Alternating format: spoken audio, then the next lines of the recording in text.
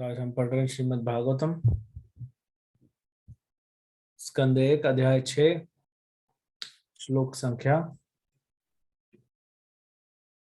37।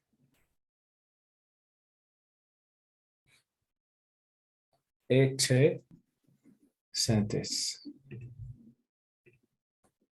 सूत उवाच एवं संभाष्य भगवान् नारदो वासवीसुतम् आमन्त्र्यावीणां रणयन्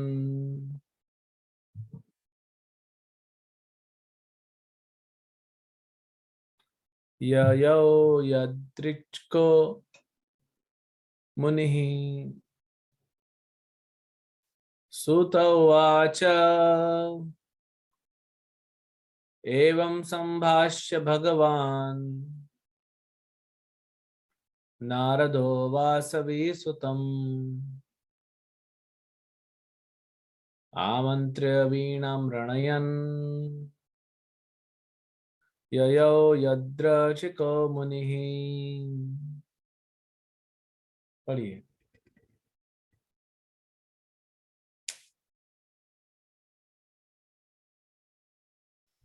हरे कृष्णा प्रभु जी। सूत उवाच एवं संभाष्य भगवान् नारदो वासवीसुतम् आमन्त्र्य वीणां रणयन् ययो यादृ इच्छिको मुनिः। हरे कृष्णा। हरे कृष्ण प्रभु जी। सूत उवाच एवं संभाष्य भगवान् नारदो वासवीसुतम् आमन्त्र्य वीणं रेणुं ययो यच्छक्यो मुनि। सॉरी, गलती हो गई। हरे कृष्ण। अनुवाद।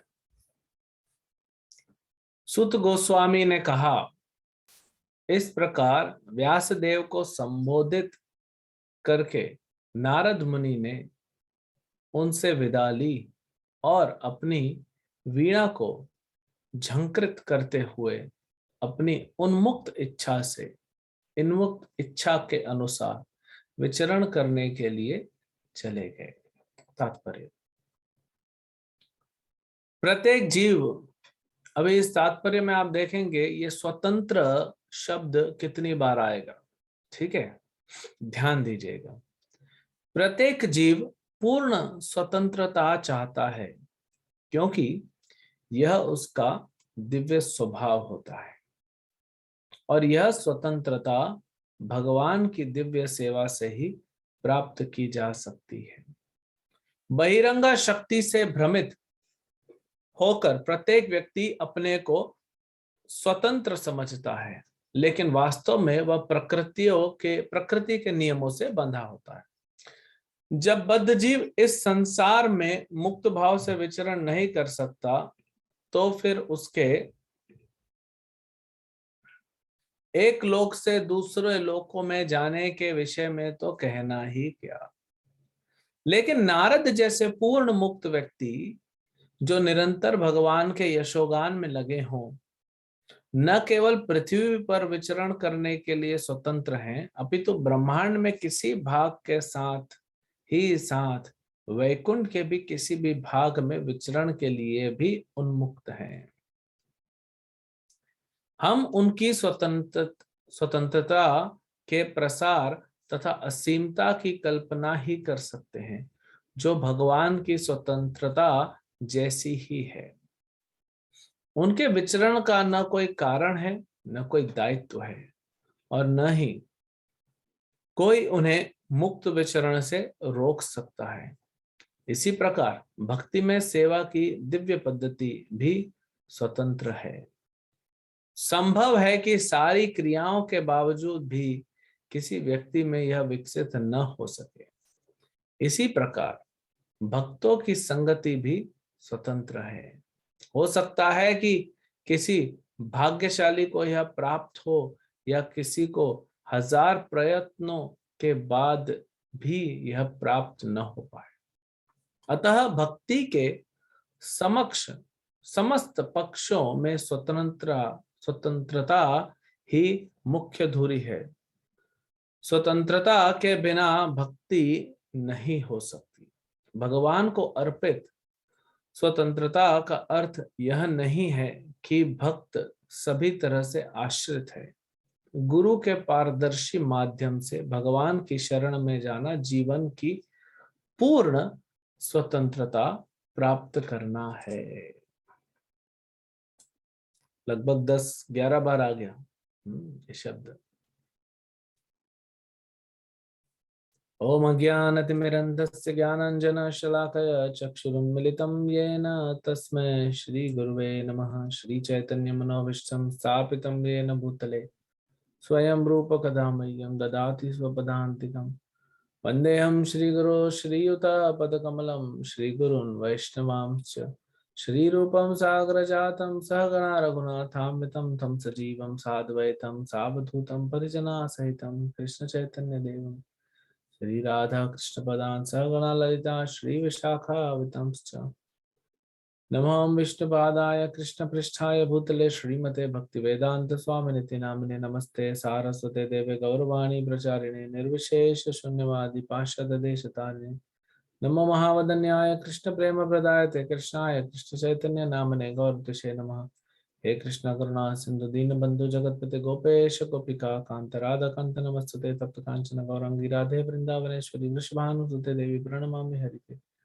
वाञ्छाकल्पतरुभ्यश्च कृपा सिन्धुभ्येव च पतितानां पावनेभ्यो वैष्णवेभ्यो नमो नमः। जय श्री कृष्ण चैतन्य प्रभु नित्यानंद श्री अद्वैत गदाधर शिवासादि गौर भक्त वृंद। हरे कृष्ण कृष्ण कृष्ण हरे हरे, हरे राम राम राम हरे हरे।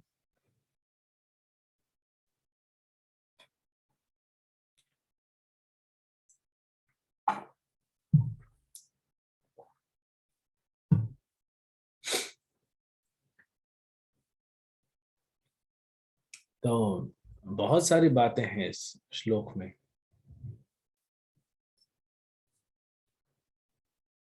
पहले तो इस श्लोक में नारद मुनि को भगवान कहा जा रहा है।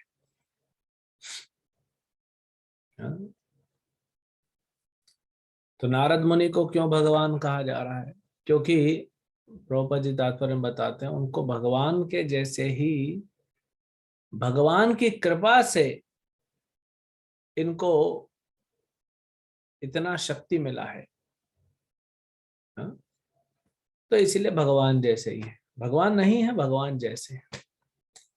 और भगवान के ये बहुत ही कॉन्फिडेंशियल सेवक हैं, महत्वपूर्ण सेवक हैं, इसलिए भगवान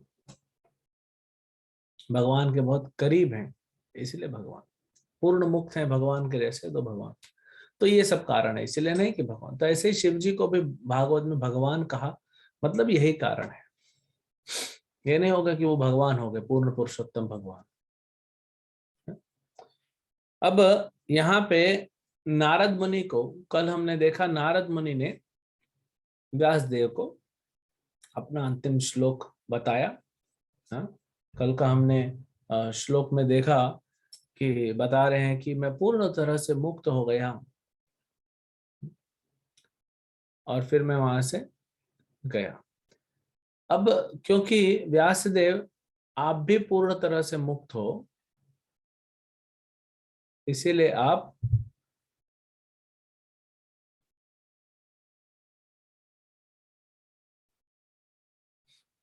समझ सकते हैं इन चीजों को। और वहां से फिर अब नारद मुनि जो हैं वे आगे बढ़ रहे हैं। अब मैंने आपको कहा कि इसमें देखिए स्वतंत्र शब्द कितनी बार है, लगभग 10 से 11 बार इसमें आ गया शब्द। तो इतना इम्पोर्टेंट है प्रभुपाद जी का तात्पर्यों को पढ़ना। इसीलिए आपसे हम रिक्वेस्ट करते हैं आप पढ़िए भागवतम, क्योंकि जब आप खुद पढ़ेंगे तो बड़ा डीप में आप जा सकते हैं सिर्फ पढ़ने से। और फिर जब लेक्चर सुनेंगे तो और अच्छा क्लियर आएगा। पढ़ेंगे नहीं तो ये चीज को समझेंगे कैसे, इसलिए पढ़ना जरूरी है। अब यहाँ पे पहले बोल रहे हैं प्रभुपाद कि हर जीव जो है वह स्वतंत्रता चाहता है, क्योंकि आत्मा का स्वभाव है ये। आपने कभी चूहे को पकड़ा है जाली में, या किसी डब्बे में चूहे को पकड़ लिया, या ड्रम में चूहा गिर गया, बाहर नहीं निकल पा रहा है, कैसे? मतलब वो चूहे को पकड़ा है तो कैसे वो फड़कता है। चूहे का अगर जाली में पकड़ लो, चूहादानी होता है जिसको पकड़ने का, वो अंदर जाता है और लोहे का रहता है, कुछ कर नहीं सकता, लेकिन बेचारा बहुत कोशिश करता है, इधर उधर तड़पता रहता है, काटने का कोशिश करता है, लेकिन वो कुछ नहीं हो पाया। उसके लिए खाना पड़ा है अंदर, उसको खाना नहीं चाहिए, क्योंकि खाना देख के ही तो गया था उसी लालच में, लेकिन अंदर जब बंधन हो गया, अब उसको खाना खाने का इच्छा ही नहीं हो रहा, मुझे बाहर निकालो।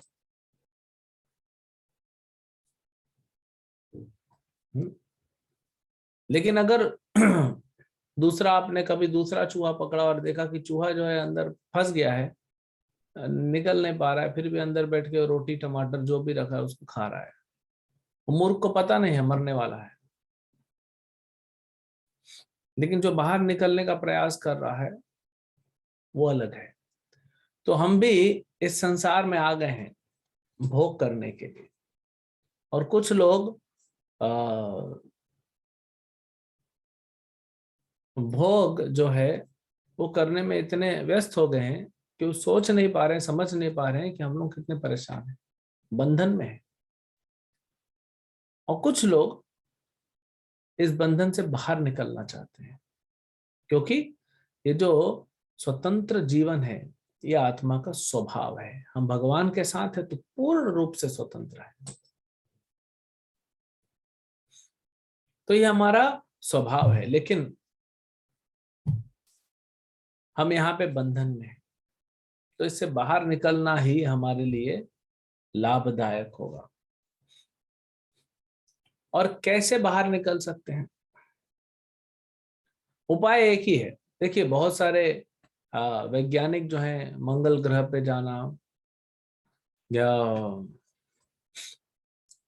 चंद्र ग्रह पे जाना, चांद पे जाना प्रयास कर रहे हैं। अभी हमने सुना कि कुछ महीने पहले कि कुछ वैज्ञानिक प्रयास कर रहे हैं शनि ग्रह पे जाने के लिए। भारत में लोग शनिदेव से दूर रहते हैं, उनको सरसों का तेल चढ़ा कर शांत रखते हैं, थोड़ा दूर रहो हमसे, हमारी कुंडली से दूर रहिए। और ये जाके घुस रहे हैं शनिदेव में, शनि ग्रह में, ऑब्वियसली पहुंच नहीं पाएंगे किसी भी ग्रह में।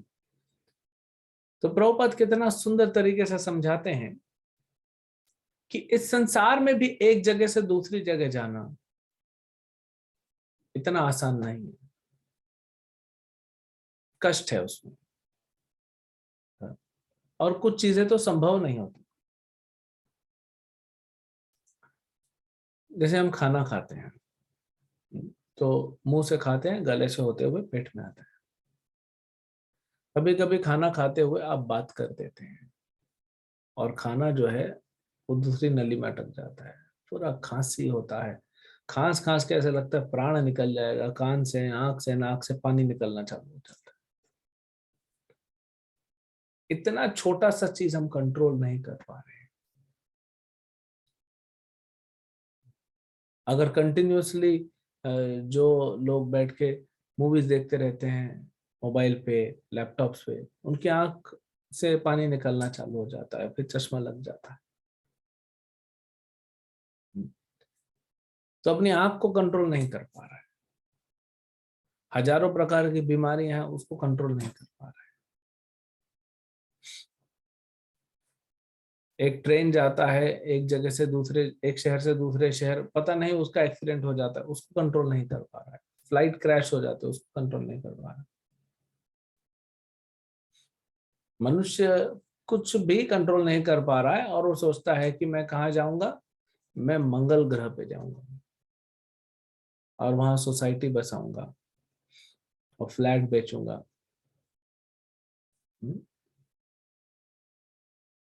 ये ऐसे सपने देख के चल रहा है, लेकिन बद्ध अवस्था में है, वो कुछ नहीं कर पाएगा। क्योंकि वो यह नहीं जानता है कि एक ग्रह से दूसरे ग्रह जाने के लिए जो क्वालिफिकेशन चाहिए वो उसके पास नहीं है। भगवान के सिस्टम के अनुसार वो जा नहीं सकता।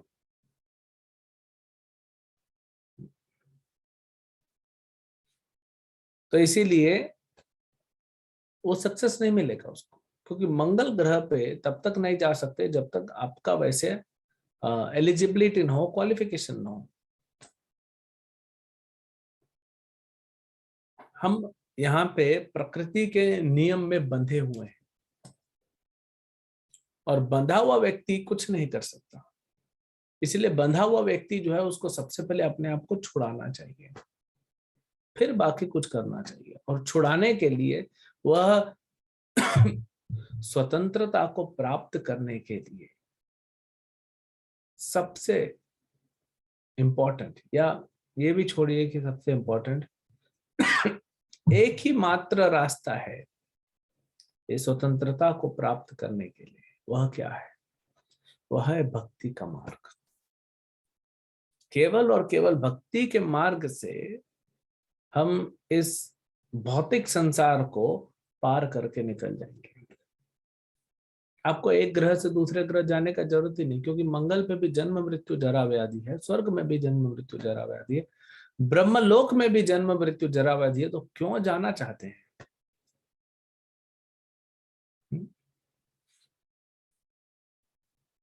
जैसे अभी ठंडी का मौसम है, फिर गर्मी का मौसम आता है। तो गर्मी में भारत में मई के महीने में बहुत गर्म हो जाता है। तो हम एक बार तिरुपति जा रहे थे बॉम्बे से कुछ भक्तों के साथ, और गर्मी था, मई का मौसम था, पूरा गर्म था, और स्लीपर क्लास में। तो जब वो गाड़ी निकलती है बॉम्बे से पूना तक तो ठीक रहता है, उसके बाद धीरे धीरे टेम्परेचर बढ़ता जाता है, शोलापुर, गुलबर्ग और पूरा आंध्र प्रदेश तेलंगाना एरिया में घुसता है। इतना गर्म रहता है, 45 डिग्री, जहाँ पूरा ट्रेन जो है तप जाता है। और हवा गर्म चलती, क्योंकि वो एरिया भी सूखा है, तो हवाएं भी चल रही हैं और ट्रेन भी तप गया है। यानी ऊपर से गर्म, नीचे से गर्म, साइड से खिड़कियों से सब गर्म आ रहा है। फिर कई लोग क्या करते हैं, कांच की खिड़की बंद कर देते हैं, लेकिन उसे फिर घुटन होने लगता है, क्योंकि कांच की गर्मी अंदर आ रही है, भाप, और घुटन अलग हो रहा है। तो फिर कांच की खोल देते हैं, फिर दूसरी वाली बंद करते हैं, हवा नहीं आता, फिर दोनों ही बैठ। फिर एक व्यक्ति सोचता है, काम करता हूँ मैं ना इस सीट में नहीं बैठता हूँ, मैं उस सीट पे बैठता हूँ, तो क्या वहां गर्मी नहीं लगेगी? मान लीजिए आप, जो एक बोगी होती है उसमें 9 कंपार्टमेंट होते हैं, आप पहले कंपार्टमेंट है, अगर मैं चौथे कंपार्टमेंट में जाके बैठता हूँ तो वहां गर्मी नहीं लगेगी? वहां कूलर लगा हुआ है, एसी लगा हुआ है, नहीं, तो गर्मी तो सेम रहेगी। तो ऐसे ही ब्रह्मांड में 14 लोक हैं, 14 कंपार्टमेंट है, आप कहीं भी जाए, जन्म मृत्यु जरा व्याधि आपका पीछा नहीं छोड़ेगा।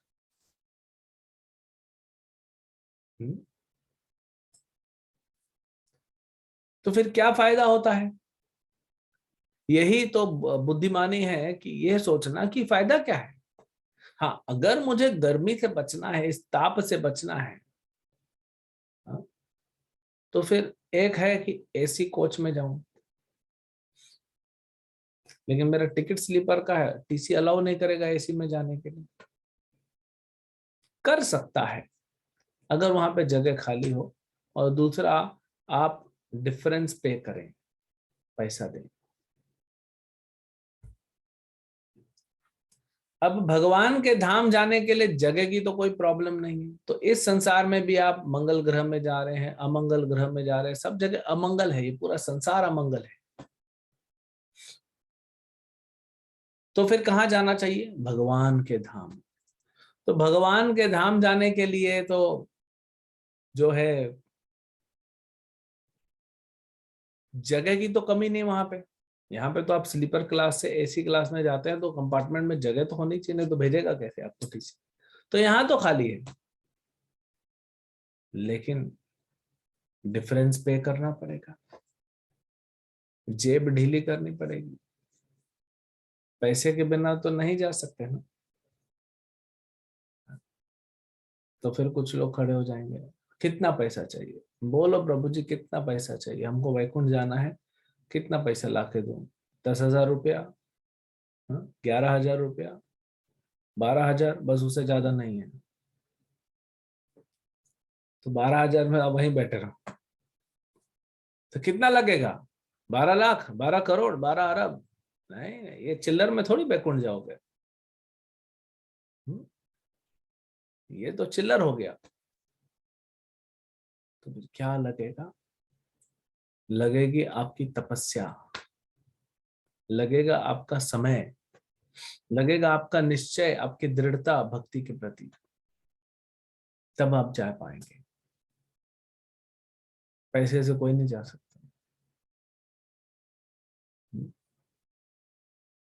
और लगेगा आपको गुरु का आशीर्वाद, जैसे स्लीपर से एसी में जाने के लिए आपको टीसी का आशीर्वाद लगता है, तो ऐसे गुरु का आशीर्वाद चाहिए। गुरु आपको प्रोसेस बताएंगे, टीसी आपको सीट अलोकेट करेगा। ठीक है, आपका स्लीपर में सीट है, आप एसी में जाके बैठो, इस सीट पे बैठो, पैसा दे दो और जाओ। तो वैसे ही गुरु, तो गुरु को तो पैसा नहीं चाहिए, क्योंकि आपकी जो करेंसी है इंडिया की, वो तो अमेरिका में भी नहीं चलती। तो फिर वैकुंठ में क्या चलेगी? तो आपसे पैसा लेके फायदा क्या हमको? भक्ति एकमात्र उपाय है जिससे हम उधर जा सकते हैं। और भक्ति के लिए हमको तपस्या, तपस्या का मतलब है कि मन नहीं बोल रहा है भक्ति करने के लिए, लेकिन आप भक्ति कर रहे हो। मन तो कभी नहीं बोलेगा आपको, जब तक मन पूरी तरह से शुद्ध नहीं हो जाता, वो कभी आपको नहीं बोलेगा कि भक्ति करो। आप जब करने का प्रयास करेंगे, मन या तो सुला देगा, या तो भटका देगा, या तो मन बोलेगा मत करो।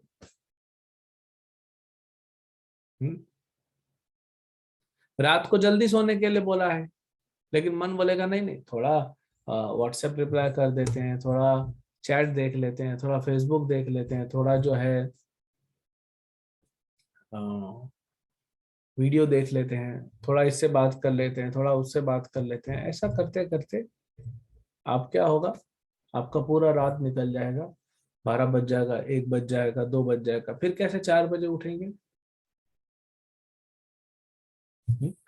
उठना भी चाहेंगे तो मन बोलेगा नहीं नहीं, कम सोएंगे तो तबीयत खराब हो जाएगा, इसीलिए सो जाओ। तबीयत खराब होगा तो भक्ति कैसे करेगा? जब तो ठीक है, आप एक दिन है ना, जब बाद में कर लेना, संडे आज वैसे भी, लेकिन ये संडे हो या मंडे, हाँ, मन देगा रोज यही फंडे, तो रोज आपको यही आइडिया देगा। हम अभी एक लेक्चर दे रहे थे सवेरे इसके पहले, और कुछ हमारे युवकों से बात कर रहे थे, यूथ, हमारे जो भक्त हैं, युवा भक्त। तो यही कि कोई भी व्यक्ति, आपका मन हो या कोई दूसरा व्यक्ति हो, वो अगर आपको भक्ति करने के विरुद्ध है ना, तो फिर आप सुनना नहीं। मन, बाकी लोग तो छोड़ दो, हमारा मन ही है जो हमको कमजोर करता है, तो उसको सुनना नहीं है।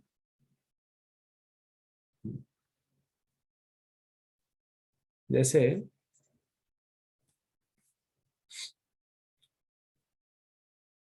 बच्चा जाता है खेलने के लिए, खेलने जाता है तो पूरा धूल मिट्टी मैल लेके आता है, तो फिर उसको माँ नहलाती है, अब पूरा कीचड़ फिचड़ सब लगा क्या है। या फिर होली को, होली मनाने गया है, तो होली में पूरा, वो गया तो था मनुष्य बन के, इधर से घर से तो मनुष्य को भेजा था, ये कौन आ गया पता नहीं पड़ रहा, ये प्राणी।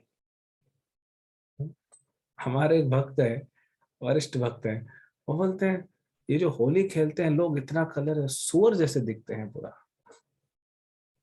हाँ, कलरफुल सुअर। तो इतना होली खेलते हैं, इतना रंग, पता नहीं क्या क्या लगा लेते हैं अपने ऊपर। तो अब जब जैसे वो घर में आता है, तो पहले तो माँ को टेंशन हो जाती है, ये पूरा फर्श खराब करेगा, फिनाइल की 2 बोतल लग जाएगी साफ करने में। तो पहले ही उसको बोल दिया जाता है बाहर ही रहे, पहले कपड़ा उतारो, टॉवेल लपेटो, 1 बाल्टी 2 बाल्टी बाहर ही नहा के आओ। और छोटा बच्चा है मान लो 5 साल का, तो उसको तो आप ऐसे टब में, एक बड़ा टब लेके आएंगे प्लास्टिक का, चल बैठ जाए, उसी में लेके चले जाएंगे। अब उसको आप नहला रहे हैं, क्योंकि वो खुद तो नहा नहीं पाएगा, नहाने के बाद भी वो काला पीला नीला नीला नीला ही दिखेगा। हाँ, वो अभी भी मनुष्य बनेगा नहीं। तो उसको क्या करते फिर आप, रगड़ रगड़ के साबुन शैम्पू सब, ब्रश लगा के और ये और वो सब स्क्रबर लगा के उसको निकालना है। और बोलता है नहीं नहीं नहीं, रोता है, नहीं मत करो, दर्द हो रहा है, ये नहीं वो नहीं। लेकिन आप क्या करते हैं, रोना है तो रो, लेकिन धुलाई तो होगी। तो वैसे ही मन जो है गंदा हो गया है, इस भौतिक संसार की होली खेल के मन गंदा हो गया है, और मन हमें रोक रहा है। तो मन को हमें धुलाई देना है। आप बच्चे को बोलोगे ठीक है जाके सो जा बिस्तर पे, बिस्तर भी खराब कर दे, आप तो नहीं बोलते उसको।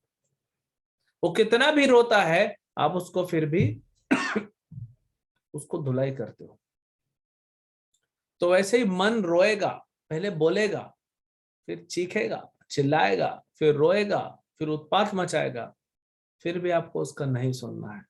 और अगर ज्यादा करता है तो उसको एक थप्पड़ मारना है, उसका कॉलर पकड़ के उसका नाक फोड़ देना है पंच मार के, लेकिन मन का नहीं सुनना है। जब तक आप मन का सुनेंगे तब तक भक्ति में हम दृढ़ नहीं हो पाएंगे, कच्चे खिलाड़ी बने रहेंगे। अगर भक्ति में आगे बढ़ना है तो सबसे पहले मन का सुनना छोड़िए, नहीं तो नहीं हो पाएगा।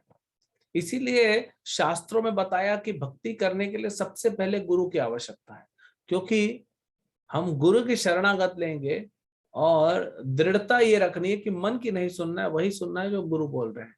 और मन की सुनोगे भी तो गुरु आकर डंडा मार देंगे, क्यों सुन रहा है इसकी।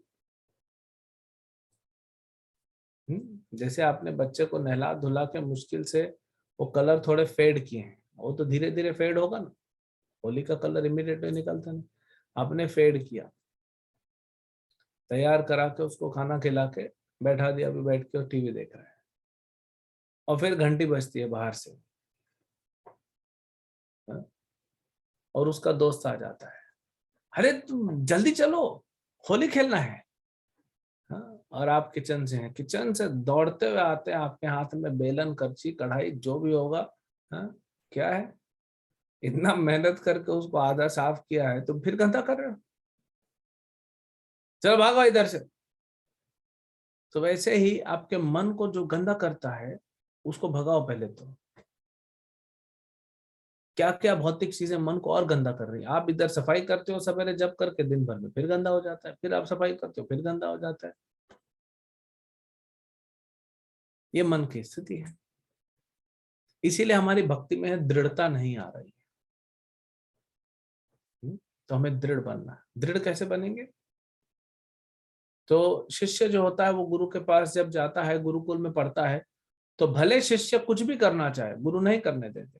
तो मन कुछ भी करना चाहे, मन का सुनना नहीं, कुछ नहीं होगा।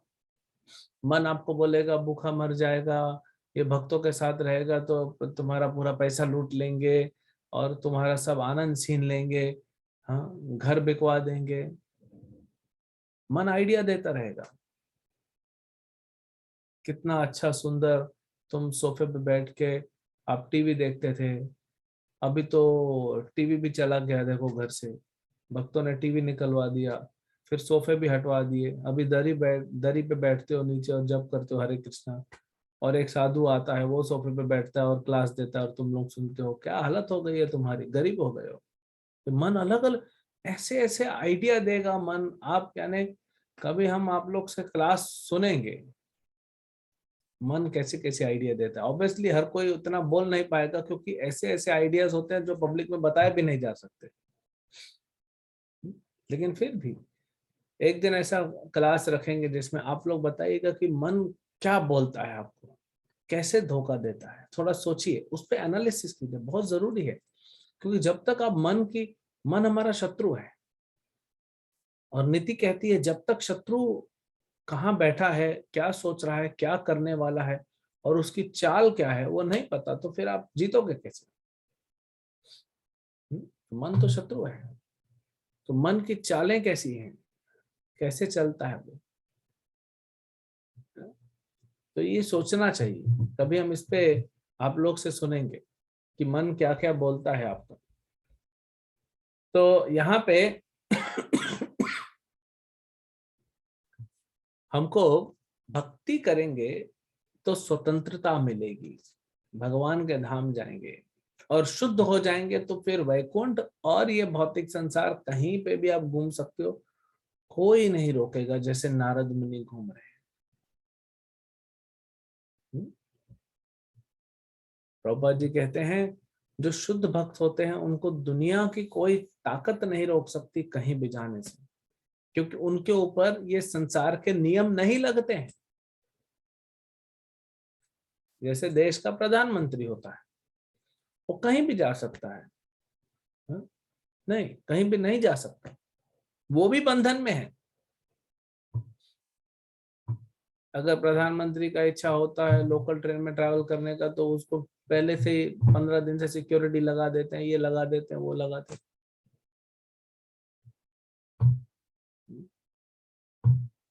तो ये जो है स्वतंत्रता यहाँ पे किसी को नहीं है। लेकिन जब हम भगवान के भक्त बन जाते हैं तो कोई भी संसार का व्यक्ति आपको रोक नहीं सकता। तो कितना भी प्रयास करें हम इधर से उधर जाने का या स्वतंत्र बनने का, नहीं बन सकते जब तक भक्ति नहीं करेंगे। ये भक्ति की शक्ति है। अब ये बहुत बार हमने आपको समझाया कैसे काम करता है, कैसे आत्मा के लिए भक्ति होती है, शरीर के लिए भौतिक चीजें होती हैं, भगवान से कनेक्ट करते हो भगवान, ये सब हमने बताया। अब यहाँ पे स्वतंत्रता की जब बात आ रही है तो प्रभुपाद जी कहते हैं कि भक्ति कैसे आपकी बढ़ेगी या प्रारंभ होगी? भक्तों के संग से। भक्ति सिर्फ भक्तों से ही मिल सकती है और किसी के पास नहीं मिलती। भक्त जो हैं वो भक्ति के ऑथोराइज्ड एजेंट हैं और उनके अलावा किसी के पास भी भक्ति नहीं मिलती। भगवान के पास भी आपको भक्ति नहीं मिलेगी, क्योंकि भगवान देते नहीं भक्ति किसी को। भगवान बोलते हैं मेरे पास कैसे भक्ति है, मेरे पास है ही नहीं, भक्ति तो मेरे भक्तों के पास है ना, मेरे पास किधर से भक्ति आएगी? इन लोग तो मेरी भक्ति कर रहे हैं, तो इनके पास ही जाओ। अब भक्तों का संग कैसे मिलता है ये भी, क्योंकि भक्ति स्वतंत्र है, भगवान स्वतंत्र है, तो भगवान के भक्त जो हैं उनका संग भी स्वतंत्र है। प्रभुपाद लिखते हैं ना कि हजारों प्रयत्नों के बाद भी नहीं मिलता है भक्तों का संग, और कभी कभी अपने आप मिल जाता है। इसीलिए भक्त का संग मिले तो बड़ा ही हमें कृतज्ञ होना चाहिए, बड़ा हमें धन्यवाद देना चाहिए कि क्या अद्भुत हमारा भाग्य खुला है, कैसा हमारा सौभाग्य है कि सामने से भक्तों का संग मिल रहा है।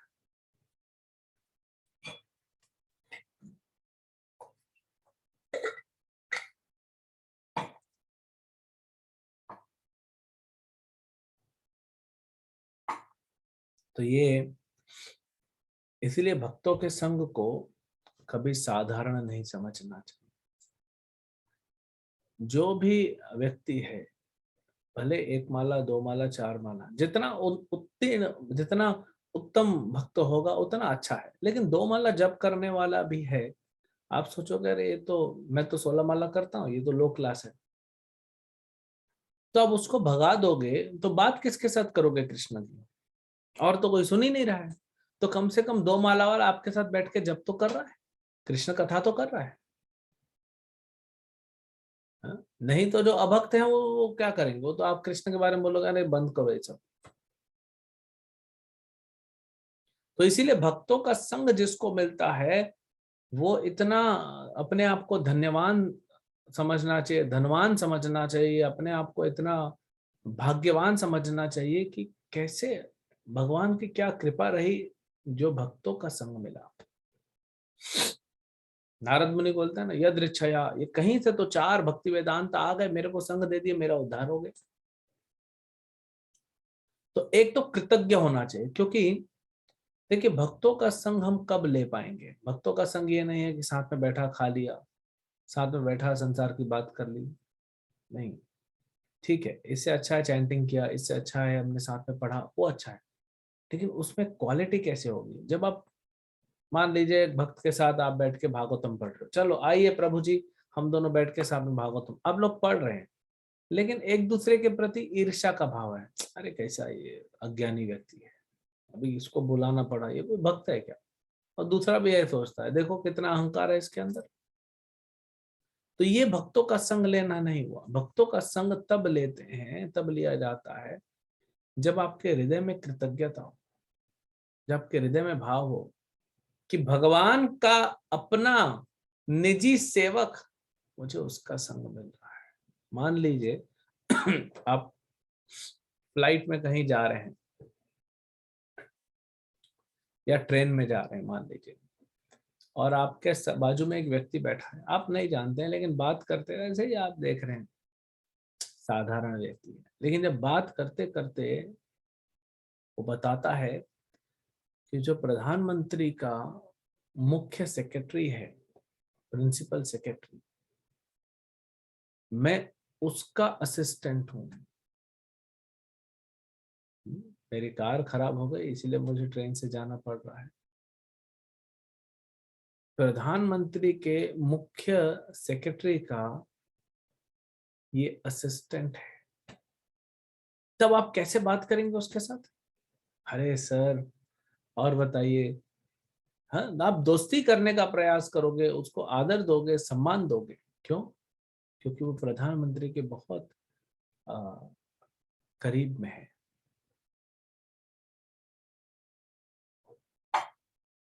वैसे ही भगवान का जो दास है, भगवान का भक्त है, भले वो 2 माला करे 4 माला करे, है तो भगवान का भक्त ना। तो आपको ये सोचना चाहिए, ये नहीं सोचना चाहिए अरे ये तो 4 माला करता है, मैं 8 माला करता हूँ, मैं बड़ा भक्त हूँ। नहीं, मैं तो भक्त ही नहीं हूँ, चाहे मैं 16 माला करूं चाहे 64 माला करूं, ये भक्त है, ये भगवान का भक्त है। तो क्योंकि ये भगवान का सेवक है, तो आप इसके साथ दोस्ती बनाएंगे, रिलेशन बनाएंगे, तभी ना भगवान के पास पहुंच पाएंगे। तो भक्तों के संग को लेना भी सीखना चाहिए, है ना। लेकिन अभी कैसा है कि हमारे हृदय में बहुत सारे अनर्थ हैं, काम क्रोध लोभ मोह, हाँ, मद मत्सर, ईर्ष्या है हमारे हृदय में। तो ईर्ष्या को जब तक हम निकालेंगे नहीं, कैसे संग ले पाएंगे? लेकिन संग नहीं लेंगे तो ईर्ष्या भी नहीं निकलेगा। तो ठीक है, बार बार अपने को यही हमको शिक्षा देनी चाहिए कि मैं तो भगवान का भक्त नहीं हूं, ये सब भगवान के भक्त हैं, इनका संग मुझे मिल रहा है? भगवान को धन्यवाद देना चाहिए, भगवान के भक्तों को धन्यवाद देना चाहिए कि भक्तों का संग मिला। ये नहीं कि भक्तों का संग मिल रहा है, हम अपने मोबाइल में लगे हुए हैं, अपने ध्यान नहीं दे रहे हैं भक्तों को। एक बार श्री रामानुजाचार्य वो जा रहे थे अपने कुछ भक्तों के साथ एक गांव में। तो उन्होंने अपने 2 भक्तों को पहले आगे भेज दिया कि देखो इस गांव में मेरे शिष्य हैं, बहुत सारे शिष्य हैं, लेकिन 2 शिष्य अच्छे हैं, प्रमुख हैं। एक बहुत अमीर है, उसके पास बहुत घर है, बड़ा घर है, मतलब हम सबको अच्छे से रुका सकता है, खिला सकता है। और दूसरा जो है वो बहुत गरीब है ना, उसके पास भक्ति तो अच्छा है, लेकिन कुछ हमको, हम उसके ऊपर बोझ न बन जाएं, यानी ऐसे ना हो कि हम जाएं और हमको खिलाने के लिए वो बेचारा दुखी हो जाए, परेशान हो जाए। तो इसीलिए अपने 2 शिष्यों को बोले कि तुम जाओ और ये जो अमीर व्यक्ति है उसके यहाँ जाओ और बोलो कि हम आ रहे हैं। तो अच्छा भक्त था वो भी। तो दरवाजा खोला उसने और ये 2 भक्तों ने कहा कि हमारे गुरुदेव श्रीपाद रामानुजाचार्य आ रहे हैं। तो भक्त वो जो जो घर का मालिक था बहुत प्रसन्न हो गया, नाचने लगा, ओ मेरे गुरु महाराज आ रहे हैं, इतने इतने समय बाद मैं अपने गुरु से मिलूंगा, मैं कितना भाग्यशाली हूँ, और तैयारियों में लग गया। तो ये दोनों आपस आ गए, बड़े खुश थे कि देखो गुरु के लिए कितना प्रेम है। तो रामानुजाचार्य को इन्होंने बताया कि हो गया, सब अरेंजमेंट हो गया गुरु महाराज। तो रामानुजाचार्य ने बोला क्या कहा? बोले ऐसे ऐसे। वो उसका भाव कैसा था? बहुत खुश था। बोले तुम्हारी क्या सेवा की? बोले हमको तो उसने कुछ नहीं बोला, क्योंकि तुमको अंदर भी नहीं बुलाया, पानी भी नहीं पिलाया। हाँ? तो मैं इसके घर नहीं जाऊंगा। रामानुजाचार्य उसके घर नहीं गए। सोचिए, हालांकि उसके अंदर गुरु भक्ति थी, गुरु के प्रति भाव था, बड़ा सेवा आदर करने में लग गया था वो, लेकिन क्योंकि गुरु के सेवक जो गए हैं उनको आदर नहीं दिया प्रॉपर, तो गुरु ने बोला मैं नहीं जाऊंगा इनके घर। फिर दूसरे के घर भेजे जो गरीब था। वो पति तो कहीं बाहर गया हुआ था, पत्नी थी। ये दोनों शिष्य पूछे, माता जी बोलती आइए आइए प्रभु जी, अंदर आइए, पहले बैठिए, हमारे पास तो कुछ है नहीं, सोफा कुर्सी वगैरह, चटाई है, बैठिए। और एक एक गिलास दोनों को पानी दिया। आप और बताइए। तो फिर उन्होंने बताया कि गुरु आ रहे हैं। तो फिर रामानुजाचार्य के बाद बताया, तो रामानुजाचार्य ने कहा कि तुमको कैसे उन्होंने ट्रीटमेंट दिया, तुमको कैसे ट्रीट किया? बोले गुरु महाराज वो तो पहले हमको अंदर लेके गए, बैठाया, जितनी भी सुविधा थी। देखिए, आप कोई व्यक्ति अमीर है गरीब है, आपके पास क्या टैलेंट है क्या टैलेंट नहीं है, उससे फर्क नहीं पड़ता। फर्क पड़ता है आपके पास जो है, आप वो कृष्ण की सेवा में लगा दीजिए, वही बहुत है। तो ये गरीब परिवार था, इसके पास तो पानी भी नहीं था, पानी बस पिला सकते थे, चटाई पे बैठा सकते थे, ठीक है। रामानुजाचार्य बोले हाँ, इसका भाव ठीक है। हालांकि उसको भी गुरु भक्ति था, लेकिन ये गुरु के सेवकों का सेवा कर रहा है, तो हम इसके घर जाएंगे। तो ऐसा नहीं है कि सिर्फ गुरु का करेंगे, गुरु के सेवकों का नहीं करेंगे, सिर्फ भगवान का करेंगे, भगवान के भक्तों का नहीं करेंगे, तो फिर नहीं मिलेगा। है ना? तो ये भी स्वतंत्रता से हमको मिलता है। तो कभी भी हमको भक्तों का संग मिले, उसको हाथ से जाने नहीं देना चाहिए, क्योंकि ये बार बार नहीं मिलता है। भक्तों के संग से ही हमको कृष्ण मिलेंगे। भक्तों का संग मतलब भक्तों की सेवा, भक्तों से सुनना, भक्तों की सेवा करना, उससे कृष्ण प्रसन्न है। अगर आप कृष्ण की सेवा करेंगे ना, हमने आपको एक बार बताया था कांची पूर्णा का कथा कि वो कृष्ण की सेवा करते थे। कृष्ण बोले मुझे नहीं पता तुम भगवत धाम जाओगे कि नहीं। बोले क्यों प्रभु? बोले तुम मेरी सेवा कर रहे हो तो मैं गारंटी नहीं ले सकता, लेकिन अगर तुम मेरे भक्तों की सेवा करते तो मैं गारंटी ले लेता।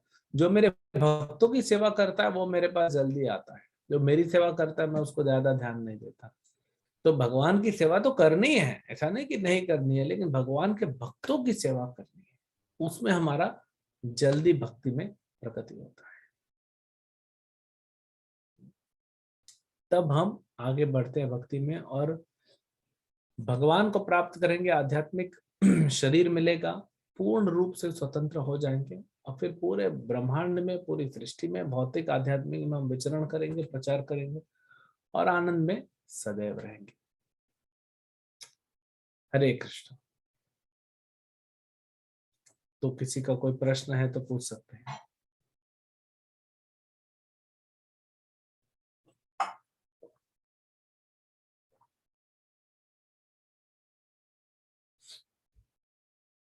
माता जी आपको ऑडियो कनेक्ट नहीं किया अभी तक आपने?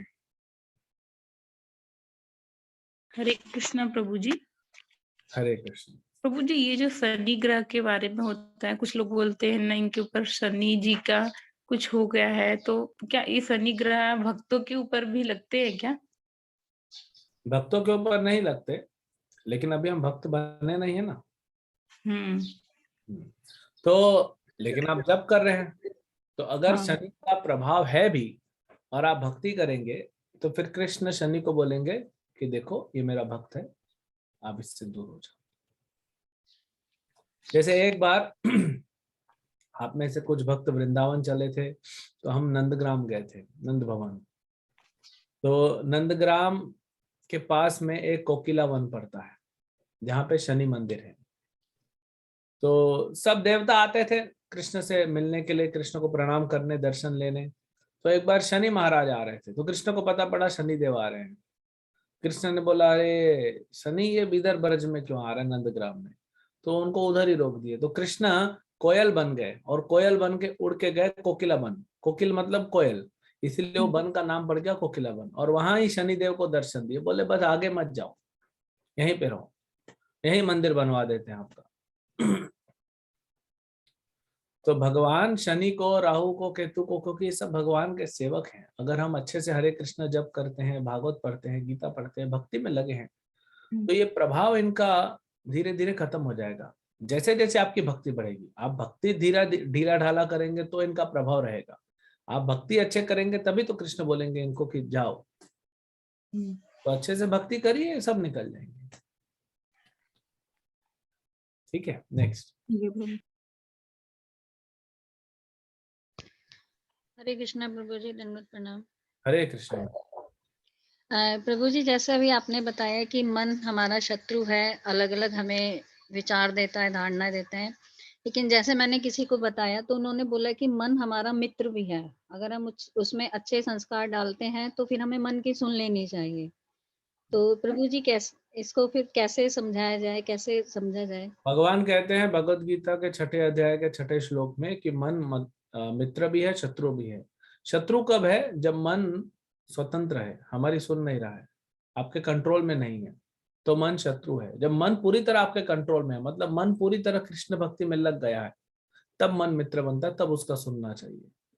अभी मन का सुनेंगे तो धोखा हो जाएगा, क्योंकि अभी मन आपको बोलेगा चलो अभी क्लास हो गया, इतना सुंदर क्लास हुआ, अभी थोड़ा बैठ के हम जप करेंगे। तो आपको लगेगा वाह मेरा मन कितना अच्छा है। फिर थोड़ी देर बाद मन बोलेगा अभी हम थोड़ा पढ़ते हैं, चलो भगवतम पढ़ते हैं, संडे का दिन है, पूरा परिवार बैठ के पढ़ते हैं।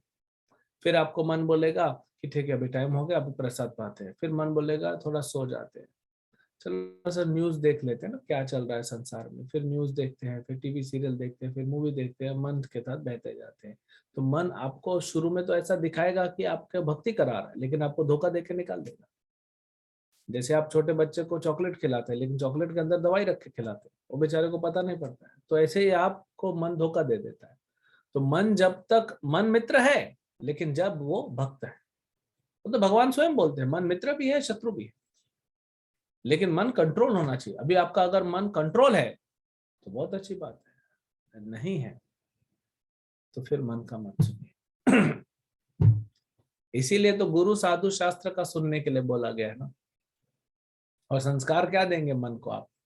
मन में ऑलरेडी करोड़ों अरबों जन्मों के संस्कार भरे पड़े हुए हैं, भौतिकता के संस्कार। उसको निकालना, उसको शुद्ध करने के लिए ही तो हमें गुरु साधु शास्त्र की आवश्यकता है। इसीलिए मन का बेस्ट है कि अवॉइड करना। मन जो भी बोले आप एक बार गुरु से कंफर्म कर लो, शास्त्र से कंफर्म कर लो कि मन सही बोल रहा है कि नहीं। धोखा दे देता है, पता भी नहीं पड़ेगा, बड़े प्रेम से धोखा दे के आपको ऐसा खींच लेगा, और कुछ समय बाद आपको पता पड़ेगा कि 16 माला छूट गया, और मंदिर जाना बंद हो गया, लेक्चर बंद हो गया, हाँ, और फिर चाय कॉफी प्याज लहसुन सब चालू हो गया। सब पता नहीं, ऐसा होता है, हुआ है। ऐसा नहीं कि ऐसा नहीं हुआ है, हुआ है। मन धीरे धीरे धीरे धीरे खींच के बाहर कर देगा आपको। भगवान की एक लीला है, जब व्योमासुर आता है, तो व्योमासुर, भगवान एक खेल खेल रहे होते हैं अपने ग्वाल वालों के साथ कि सब लोग भेड़ बनेंगे, और कुछ भेड़ चराने वाले बनेंगे, और 2-3 चोर बनेंगे। तो ये खेल खेलते हैं भगवान। तो व्योमासुर ग्वाल बाल का रूप लेके बछड़ों को चुरा लेता है, क्योंकि बछड़े भेड़ बनते हैं। अब उनको क्या पता कि कौन सा ग्वाल बाल है।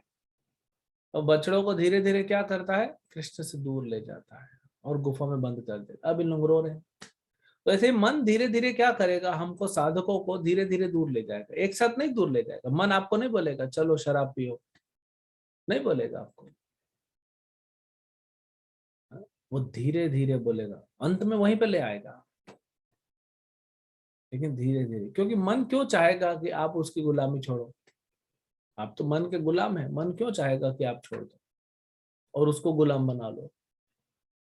इसीलिए मन मित्र तब होता है जब पूर्णतया मन शुद्ध हो जाए, और मन शुद्ध होता है तो वही बातें करता है जो गुरु कहते हैं, जो साधु कहते हैं, जो शास्त्र कहते हैं। तो इसीलिए गुरु साधु शास्त्र को पकड़ के रखेंगे, मन शुद्ध हो या अशुद्ध हो से फर्क नहीं पड़ता, हमको गुरु को पालन करना, यही प्रभुपाद ने दिया है सिस्टम, है ना।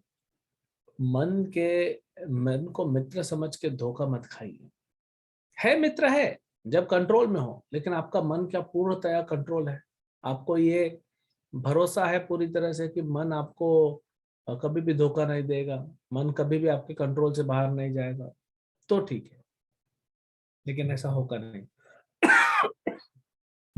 तो मन जो है वो धीरे धीरे आपको धोखा देके कहाँ खींच देगा आपको पता नहीं पड़ेगा। बड़े बड़े धुरंधर भक्त लोग सब भक्ति छूट गया सबका, जो मन का सुन के चलते हैं उनका तो भक्ति भी छूट जाता है। तो हमें बचाव करना चाहिए। ठीक है, नेक्स्ट प्रश्न।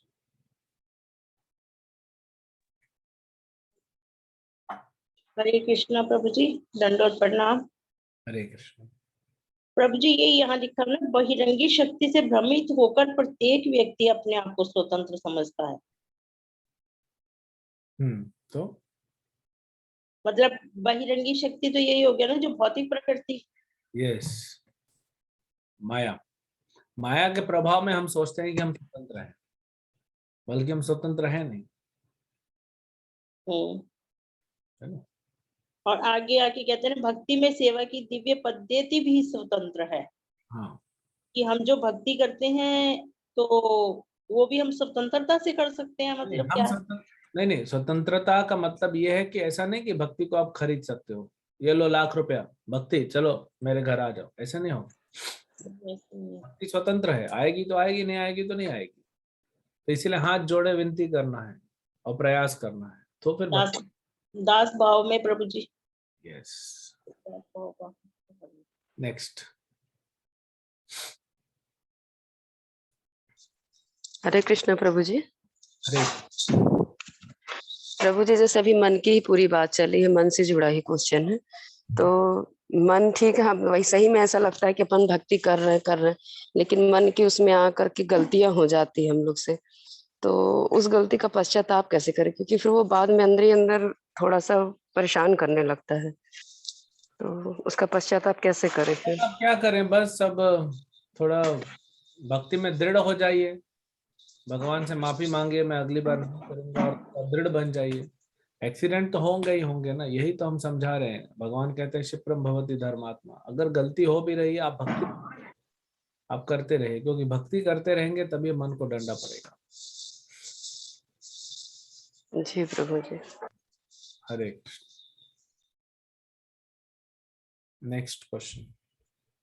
हरे कृष्ण प्रभु जी, दंडोत प्रणाम। प्रभु जी, मेरा एक क्वेश्चन था, जैसे मेरे क्या थोड़ा टाइम नहीं हो पाता अभी, जैसे आप बोल रहे थे मंदिर जाए तो थोड़ा टाइम निकाल के मुझे मंदिर थोड़ा नहीं जाने के लिए नहीं हो पाता, लेकिन मैं ऑनलाइन जो है क्लासेस होता है मैं ज्वाइन करता हूँ, सुनता हूँ, घर में भी 16 माला भी कंप्लीट होता है, भगवत गीता और सभी पढ़ता हूँ, लेकिन मंदिर थोड़ा जा नहीं पाता क्योंकि कभी टाइम होता है तो हफ्ते में एक बार या एकादशी को जाता हूँ अक्सर।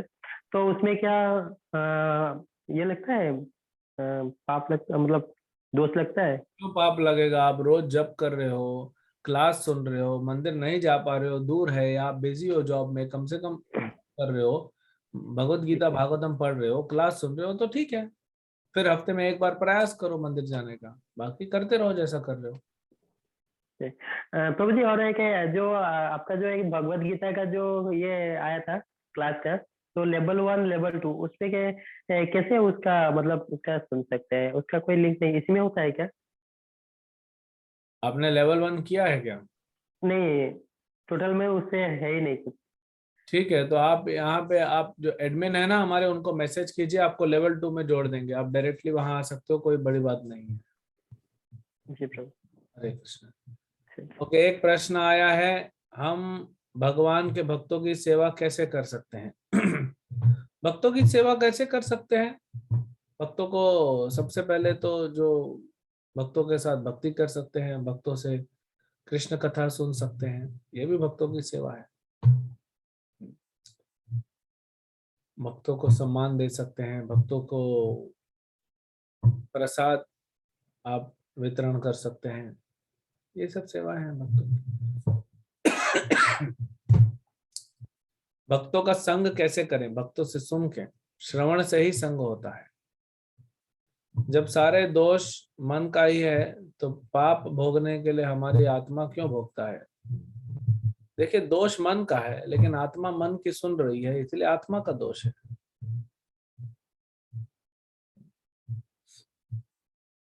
आप रास्ते पे जा रहे हैं और एक पागल व्यक्ति मिलता है आपको, पूरी तरह पागल है, चिल्ला रहा है, रो रहा है, कुछ तो कुछ कर रहा है, पूरा पागल है, आउट। और वो आपको बोलता है, जब आप जाते हो तो आपको बोलता है कि अरे प्रधानमंत्री आ गए, सलाम करो, प्रधानमंत्री आ गए। और आप सोचते हाँ मैं प्रधानमंत्री हूँ, मुझे पता नहीं था। और तुरंत आप वहां से टिकट कटाते हो, दिल्ली चले जाते हो प्रधानमंत्री निवास पे कि असली प्रधानमंत्री आ गया है। तो सिक्योरिटी वाला किसको तकलीफ देगा? वो पागल को तकलीफ देगा कि आपको तकलीफ देगा? आप बोलोगे अरे उसने कहा, वो पागल है और आप महापागल है जो उसकी सुना आपने। तो मन तो मूर्ख है, पागल है, लेकिन आप क्योंकि आत्मा मन का सुन रहा है इसीलिए आत्मा की धुलाई होती है ना। ठीक है, यस अभी प्रभु लास्ट क्वेश्चन। हरे कृष्णा प्रभु जी। प्रभु जी मुझे ये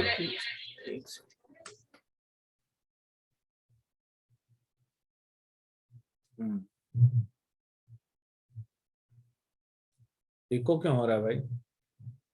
प्रभु जी वो दूसरे फोन में भी चल रहा था इसलिए। आप लोग तीन अलग अलग फोन से सुनते हो। प्रभु जी एक ही परिवार में 3 लोग हैं लेकिन तीनों का नाम आता है इधर। ठीक है चलेगा, बोलो। प्रभु जी वो पूछना क्वेश्चन ये था कि जैसे हम सुबह अपनी साधना वगैरह करके फिर अपना पढ़ने लग जाते हैं, लेकिन कभी कभी ये होता है कि उसमें डाउट्स आ रहे, कुछ हो रहे तो उसमें मन नहीं करता, फिर मतलब समझ नहीं आ रहा तो मन करता है कि कुछ लेक्चर सुन लेते हैं। तो जैसे लेक्चर हमने सुन लिया 1 घंटा 2 घंटा, फिर वो सोचते हैं कि गिल्ट फील होता है कि यार ये सुन लिया, अच्छा थोड़ी मेहनत कर ले तो वो टाइम भी यूटिलाइज हो जाता। तो ऐसे अप डाउन होते रहते हैं कि कभी इधर कभी इधर, तो इसमें कैसे करें? ये प्रश्न आप अभी पूछ रहा है, अभी मैं इसका ईमानदार आंसर दे नहीं सकता हूँ क्योंकि आपकी मम्मी भी सुन रही है वो लेक्चर। इसको पर्सनली पूछना है सर, है ना। तो मैं आपको बोलता कि पढ़ाई जो है वो चलती रहेगी। आप भक्ति किया, 2 लेक्चर सुन लिया तो गिल्ट मत करो, है ना। भक्ति करने से ब्रेन खुलता है। बट यस, क्योंकि आप स्टूडेंट हैं तो पढ़ाई करना भी आपका ड्यूटी है, तो मिनिमम तो करना ही चाहिए। हम नहीं बोलते हैं कि आप जैसे अभी सवेरे की क्लास में थे और किसी स्टूडेंट ने पूछा कि प्रभु जी मैं तो सवेरे सवेरे उठ के जप करता हूँ, लेकिन मेरा जो क्लासमेट है वो सवेरे उठ के पढ़ाई कर लेता है, तो पढ़ाई में आगे चला जाएगा। तो एनीवेज, जो भक्त सवेरे नहीं थे उनको बता देते हैं। तो यही हमने उदाहरण दिया। अभी एक है भक्त जो सवेरे उठ के 4 बजे 4:30 बजे जप करता है, फिर क्लास सुनता है और फिर अपने कॉलेज की पढ़ाई करता है। और दूसरा जो है ये 2-3 घंटा, वो तो जप नहीं करता, भक्त नहीं है, वो पढ़ाई करता है। तो हो सकता है जो भक्त नहीं है वो टॉप कर जाए। मैंने बोला ठीक है, वो टॉप करेगा, इंजीनियरिंग टॉप करेगा, फिर अमेरिका जाएगा, वहां और पढ़ाई करेगा, फिर वहां टॉप करेगा, फिर अच्छी जॉब मिलेगी, वहां पे भी अच्छा करेगा। फिर आप जो है उसका विवाह हो जाएगा, अच्छा पति बनेगा, फिर बच्चे हो जाएंगे, अच्छा पिता बनेगा। ये तो अच्छा पिता बन गया लेकिन बच्चे फिर इसका सुनते नहीं, फिर ये उम्र हो जाती है, फिर उम्र हो जाती है तो फिर इंडिया वापस आ जाता है।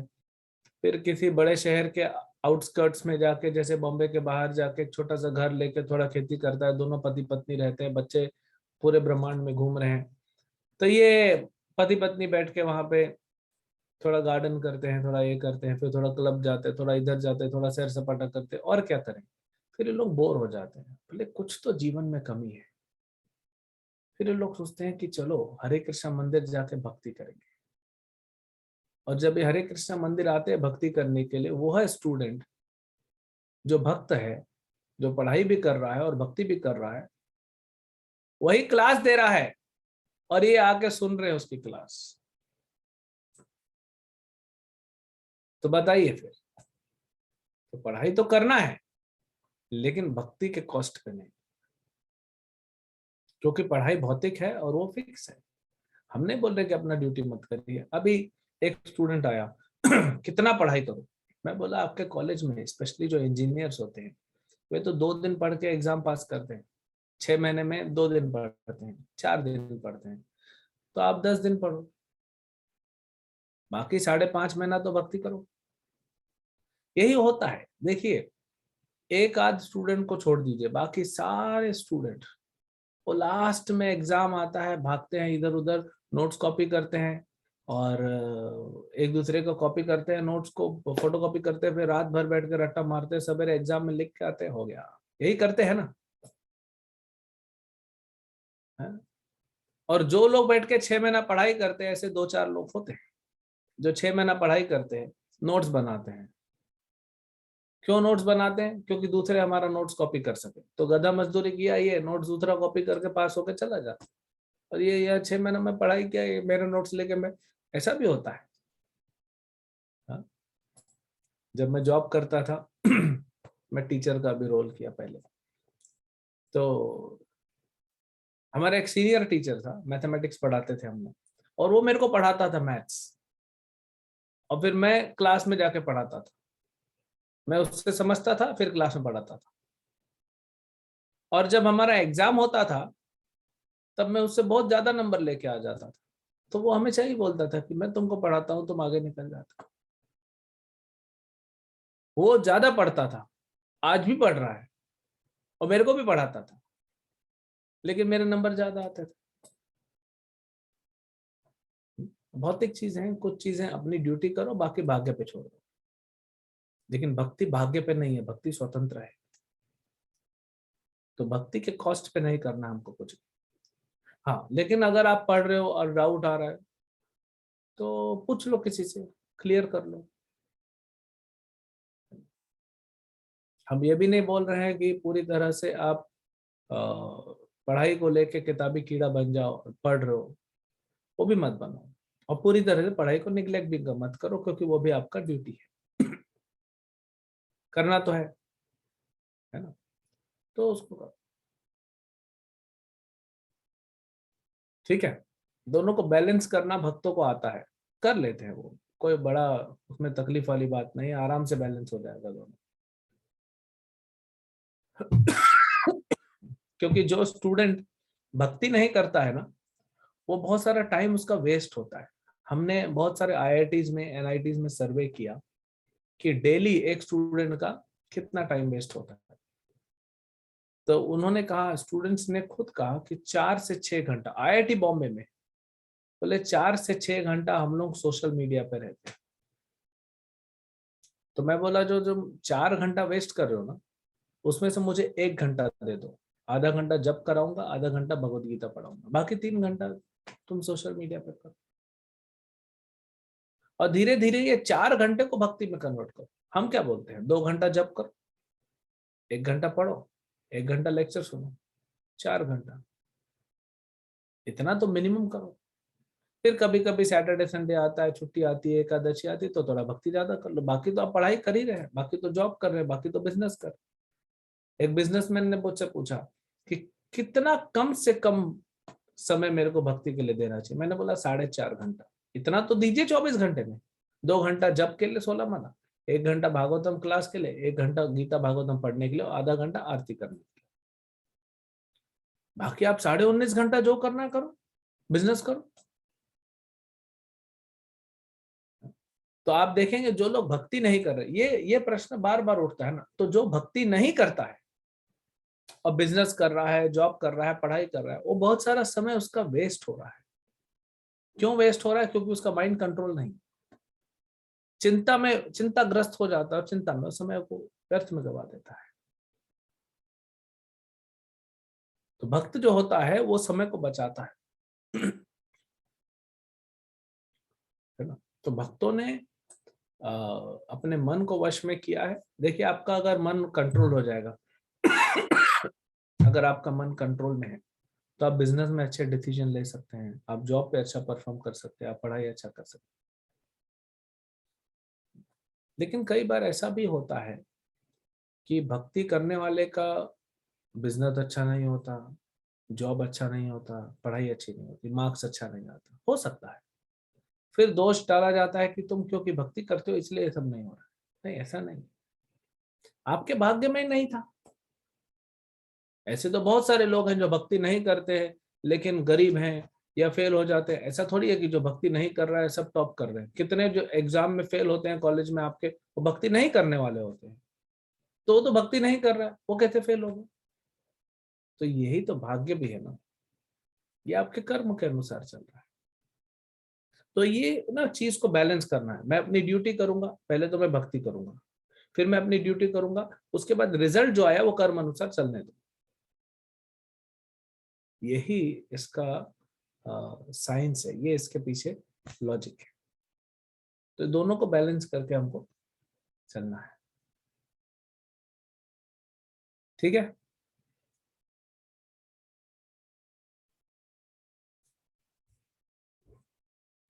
प्रभु जी, लेकिन जैसे आजकल जो फील्ड्स वगैरह चल रही है वो सारे स्किल्स पे डिपेंड है, तो स्किल्स तो जितना हम मेहनत करते रहेंगे उतनी अपने आप डेवलप होती रहेंगी। बिल्कुल सही बात है। जितना आप सीखेंगे, कंप्यूटर लैंग्वेजेस सीखेंगे या बाहर जाकर दूसरी स्किल सीखेंगे, उतना आप मेहनत करेंगे, उतना सीखेंगे, तो उतना अच्छा जॉब मिलेगा, उतना अच्छा आप जॉब में परफॉर्म कर पाएंगे। बिल्कुल सही बात है। लेकिन प्रभु जी उसमें भी तो वहां पे टाइम कंज्यूम करना पड़ेगा ना। हाँ, कंप्लीट करने दो ना मुझे आंसर। सॉरी। तो ये सही बात है उन लोगों के लिए जो जानते नहीं जीवन क्या है। अब आप जाके थोड़ा सर्वे कीजिए, थोड़ा टाइम निकाल के। बहुत सारे लोग हैं जिनके पास स्किल्स नहीं है लेकिन अच्छी जॉब पे बैठे हैं, अच्छा बिजनेस कर रहे हैं, अच्छा पैसा कमा रहे हैं। भारत में बहुत सारे वो होते हैं ना लाला लाला बिजनेसमैन, सब मोटा मोटा, मारवाड़ी, गुजराती, अग्रवाल, सब पैसा कमा के बैठे हैं। आज भी इतने बड़े बड़े स्कूल, फैक्ट्री, कॉलेज सब चला रहे हैं। उनके पास कौन सी स्किल्स है? उनके अंडर काम करने वाले स्किल्स कमा रहे हैं, वो क्या कर रहे हैं? तो ये भौतिकवादी व्यक्ति का सोच होता है कि मेहनत करो, स्किल लाओ। तो फिर ये तो फिर यानी आप कहना चाहते हो कि आप मेहनत करोगे आप पैसा कमा लोगे, आप मेहनत करोगे आप मार्क्स लेके आओगे, तो फिर कर्मों का कोई खेल नहीं। तो भगवान क्या अचार डालने के लिए है क्या? भगवान का क्या रोल है? प्रकृति का क्या रोल है? आपके कर्मों का क्या रोल है? और हर कोई व्यक्ति अगर मेहनत करने से बड़ा हो जाता तो भारत में आज 140 करोड़ धीरू भाई अंबानी घूम रहे होते। अगर सिर्फ मेहनत करने से मिलता तो दुर्योधन जीत चुका होता आज युद्ध, क्योंकि दुर्योधन की पार्टी बड़ी थी, 11 अक्षौणी सेना थी, पांडवों के पास 7 अक्षौणी सेना थी। दुर्योधन के पास बड़े बड़े महारथी थे, पांडवों के पास उतने बड़े महारथी नहीं थे, लेकिन धर्म साथ में था, कृष्ण साथ में थे। इतने बड़े बड़े बिजनेसमैन हैं, जॉब करते हैं, प्रोफेशनल्स हैं, सुसाइड कर रहे हैं। अब सर्वे तो निकालिए, क्यों सुसाइड कर? इतना पैसा क्यों सुसाइड कर? इतना पैसा होने के बाद दुखी है। अगर मेहनत करने से ही सब कुछ मिल जाता, सिर्फ मेहनत करने से, तो फिर मेहनत करने से लोग क्या नहीं कर लेते। लेकिन हम तो देखते नहीं कर पा रहे हैं। 2019 में सारे वैज्ञानिक बोल रहे थे हमने इतना मेहनत किया, इतना मेहनत किया, अभी ये करेंगे, अभी वो करेंगे, वो करेंगे, और 2020 में पूरा विश्व में लॉकडाउन लग गया। करो मेहनत। इतना मेहनत करके डॉक्टरों ने वैक्सीन बनाया, वैक्सीन लगाया, नया वायरस आ गया, फिर नया वैक्सीन बनाया, फिर नया वायरस आ गया। करो मेहनत। ये वही व्यक्ति बोलता है जो भगवान या भगवान की सत्ता को नहीं मानता है। जो नास्तिक व्यक्ति है वही इस तरह की बात करेगा कि मेहनत करने से मिल जाएगा। ये भगवान बोलते हैं आसुरी प्रवृत्ति वाले लोगों के लिए 16वें अध्याय में भगवान बोलते हैं तो मेहनत से मिलेगा, लेकिन सिर्फ मेहनत से नहीं मिलेगा, आप अपना मेहनत करो। भगवान ने अर्जुन से कहा माम अनुस्मर युद्ध च, युद्ध तुम्हारी मेहनत है लेकिन उसके पहले मेरा स्मरण करना है। तो आप सवेरे मॉर्निंग प्रोग्राम करो, फिर कॉलेज जाओ, ऑफिस जाओ, कौन मना करता है? हम नहीं बोल रहे हैं कि आप स्किल्स मत डेवलप कीजिए, लेकिन सिर्फ अगर मेहनत से हो जाएगा तो फिर इतना बड़ा गीता नहीं बोलना पड़ेगा भगवान। हाँ, भगवान ये भी नहीं चाहते कि हम भक्ति के नाम पे आलसी बन जाएं, वो गलत है। प्रभु जी मैं भक्ति कर रहा हूं ना, इसलिए मेरा एग्जाम में मार्क्स अच्छा नहीं आया, लेकिन फिर हम डिटेल में जाते हैं, भक्ति तो ये 16 माला ही कर रहा है पूरे दिन में, आधा घंटा गीता पढ़ रहा है, आधा घंटा लेक्चर सुनता है, 3 घंटा, बाकी 21 घंटा क्या किया? चलो 7 घंटा सोया, बाकी 14 घंटा कहाँ गए? चलो 2 घंटा नहाना धोना खाना पीना में, बाकी 12 घंटा कहाँ गए? तो जी 6 घंटा कॉलेज किया, बाकी 6 घंटा कहाँ पे? हाँ, टीवी देखने लग गया था, फोन पे बात करने लग गया था। आप जाके थोड़ा देखिए ना, समाज में आपके क्लासमेट्स होंगे, आपके फ्रेंड्स होंगे, जाके देखिए कितना टाइम वेस्ट हो रहा है।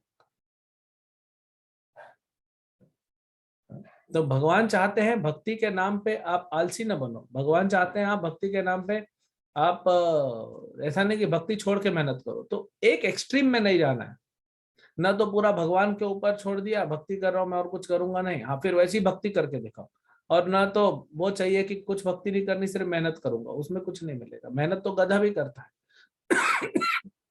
गधे जैसी मेहनत आप नहीं कर सकते।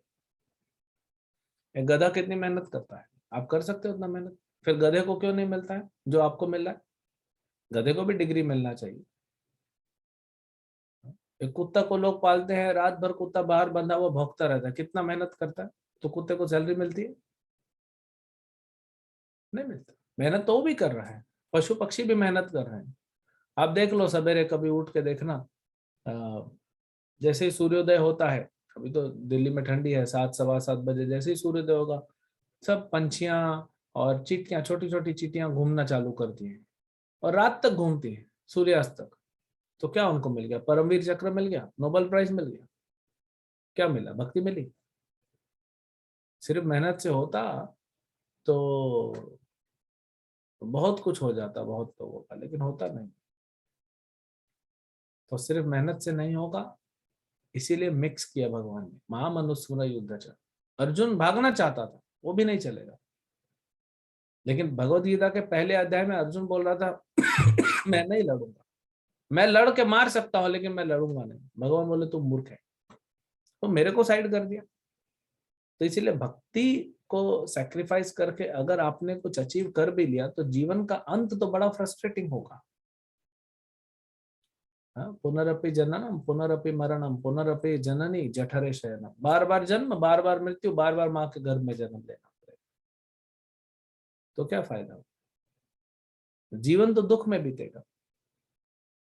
लेकिन सिर्फ भक्ति करेंगे और अगर मेहनत दूसरा चीज नहीं करेंगे, जॉब नहीं करेंगे, तो फिर घर कैसे चलाएंगे? तो वो तो भगवान मना करते हैं। तो इसलिए दोनों को बैलेंस रख के चलना। हम तो ये भी नहीं बोल रहे हैं आपको कि 12 घंटा भक्ति करो 12 घंटा जॉब करो। देखा जाए तो बैलेंस करने के लिए 12 घंटा, चलो 6 घंटा आप हटा दो सोने का, 2 घंटा हटा दो नहाने के लिए, खाने के लिए 8 घंटा, बाकी 8 घंटा भक्ति और 8 घंटा पढ़ाई करो। लेकिन 8 घंटा भक्ति कर रहे हैं क्या आप? नहीं कर रहे। हम करते हैं 4-5 घंटा भक्ति और फिर हमारा मन धोखा देता है, अरे भक्ति करने के कारण तुम पढ़ नहीं पा रहे हो, भक्ति करने के कारण तुम स्किल्स डेवलप नहीं कर पा रहे हो। दोष पूरा भक्ति के ऊपर आता है। और ये कौन कर रहा है? ये आपका मन कर रहा है। क्यों कर रहा है? क्योंकि आपसे भक्ति छुड़ाना चाहता है। तो अगर 24 घंटे में आप 4-5 घंटे भगवान के लिए नहीं दे सकते, जो कि आपके भले के लिए एक्चुअली, तो फिर जीवन कैसे चलेगा हमारा?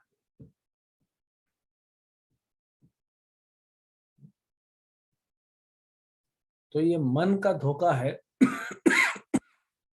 जो आपको मन बोलेगा, क्या बोलेगा कि देखो तुम भक्ति कर ली, इसलिए तो गिल्ट आ गया ना। वो गिल्ट कहाँ से आया? मन से आया। मन बोल दिया देखो तुमने 2 लेक्चर सुन लिया, अभी पढ़ाई छूट, तो इसलिए अभी भक्ति नहीं कर रहे, अभी हो गया, अभी चलो पढ़ाई करेंगे। तो आपने दोपहर के बाद सोचा कि पढ़ाई करें, मन ने बोला पढ़ाई करो, लेकिन पढ़ाई हो नहीं पाया।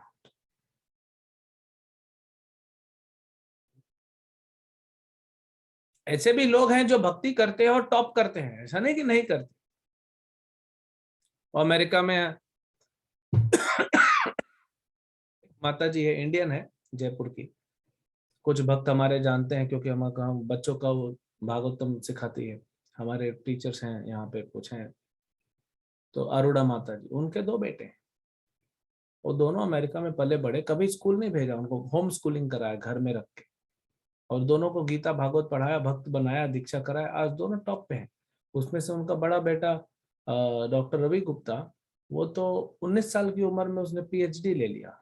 इंडिया में तो 19 साल में आप इंजीनियरिंग कंप्लीट नहीं करते, उसको पीएचडी मिल गया था।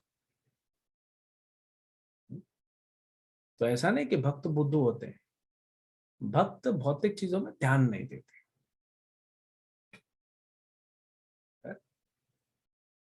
बुद्धू नहीं होते। तो बोलते हैं ठीक है जितने में काम हो जाता है, क्योंकि भौतिकता करनी है, क्योंकि शरीर मिला है तो उसको तो पालन करना है, लेकिन इतना नहीं घुस जाना है भौतिक चीजों में, जॉब में, बिजनेस में, पैसा कमाने में, कि भक्ति के लिए टाइम नहीं। आप भक्ति करते रहो और ये थोड़ा बैलेंस करके चलाते हैं।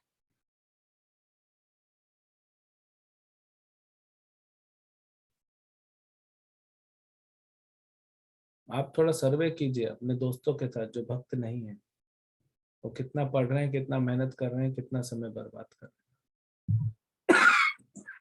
ठीक है, आया समझ में आपको?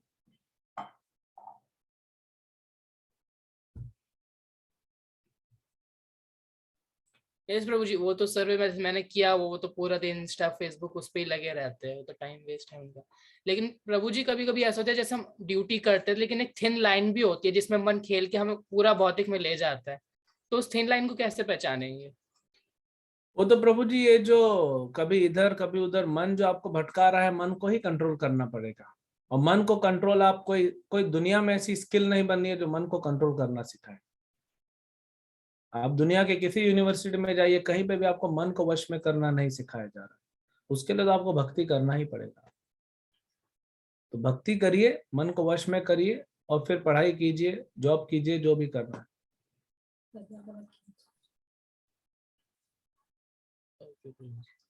है ना, क्योंकि मन को वश में करना, प्रभुपाद जी जब अमेरिका गए MIT यूनिवर्सिटी में, प्रभुपाद ने पूछा, मैंने आपकी पूरी यूनिवर्सिटी घूमी, अलग अलग डिपार्टमेंट है, कोई भी डिपार्टमेंट नहीं जहाँ पे आत्म तत्व के बारे में बताया जाता हो। पूरे दुनिया में सारे कोर्स ढूंढ लीजिए, आप ऐसा कोर्स नहीं बना है जो आपको मन वश में करना सिखाता हो। और आपका मन वश में नहीं है तो भौतिकता में भी घुस के आप आनंद प्राप्त नहीं कर पाओगे। भौतिकवादी व्यक्ति जिसका मन वश में नहीं है, वो भी आनंद प्राप्त नहीं कर पाएगा, वो भी सुखी नहीं रह पाएगा, क्योंकि मन वश में नहीं।